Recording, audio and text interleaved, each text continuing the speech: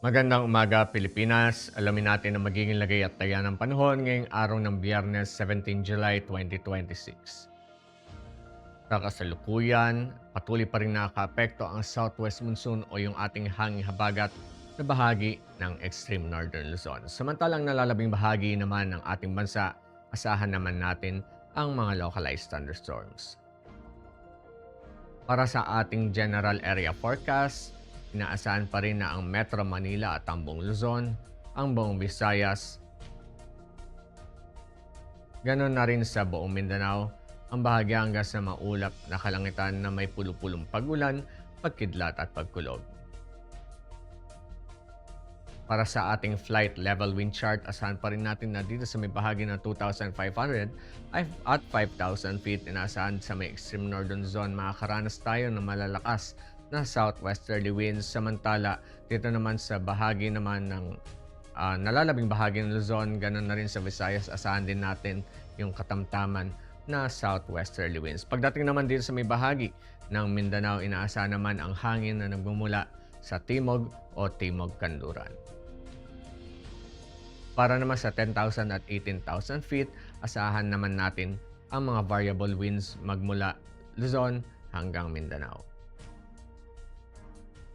Para sa impact nito sa ating flying operations sa Ilocos Norte, Ilocos Sur, Abra, Batanes at Babuyan Islands, asahan natin yung moist southwesterly flow na posibleng makapagdala ng mga rainfall at mga gusty surface winds. Ang impact nito sa rotary, inaasahan na posible itong makapagdulot ng mga reduced visibility at mga gusty winds na posibleng makapaglimit ng ating VFR at low-level operations. Wet helipads, posibleng maka-increase ito ng operational hazards. Samantala sa fixing naman, inaasahan naman na posible tayong makaranas ng mga low ceilings, turbulence at mga wet runway conditions at posible itong makapag-result sa flight delays, cancellations, or diversions to alternate airfields. Para naman sa Metro Manila at nalalabing bahagi ng ating bansa, asahan naman natin yung mga afternoon convective development na posibleng makapag-produce ng gust fronts at mga heavy rainfall. Ang impact nito sa rotary, inaasahan o posible tayong makaranas ng mga downburst, strong wind gusts at makapag-reduce ng visibility na posibleng makapag-pose ng significant hazard sa ating flying operations. Kaya't iniiwasan ang ating mga cumulonimbus areas. Samantala sa fixed wing naman, inaasahan naman or posible nating maranasan yung mga severe turbulence at mga wind shear na posible during takeoff and landing na pwedeng makapag-cause ng mga delays or require yung ating mga diversion to alternate airfields. Ang haring araw ay sumikat ng 05:35 AM at ito naman ay lulubog mamayang 6:29 PM. Para naman sa ating moon illumination, 12% increasing.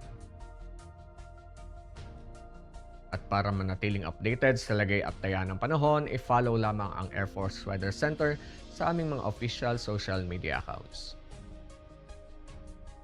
Yan lamang pong latest update mula sa ating lagay ng panahon. Sa ngalan ng aming commanding officer, si Colonel Hermelino T. Calubiran Jr., PAF GSC, ako po si Staff Sergeant Salsipuedas, Philippine Air Force, Weather Broadcaster ng Air Force Weather Center.